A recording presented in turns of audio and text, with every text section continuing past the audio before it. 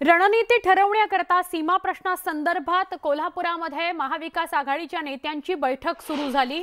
या बैठकीला हसन मुश्रीफ, सतेज पाटील, संजय पवार, विजय देवणे उपस्थित होते। सीमा प्रश्न न्यायालयात प्रलंबित असताना चांगले वकील देऊन सीमावासियांची बाजू जोरकसपणे ठोसपणे मांडण्याची गरज आहे असं सतेज पाटील यावेळी म्हणाले।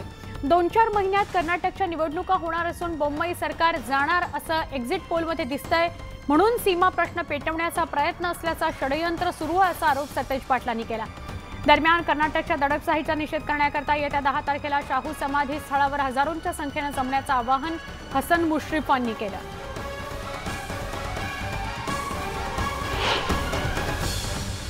कर्नाटकमध्ये विधानसभेच्या निवडणुका आता नजीक या ठिकाणी काळामध्ये आहेत। लागल्या 2-4 महिन्यामध्ये कर्नाटकच्या निवडणुका त्या ठिकाणी लागणार। आता तिथलं जे वातावरण आहे ते भाजप विरोधी वातावरण आहे।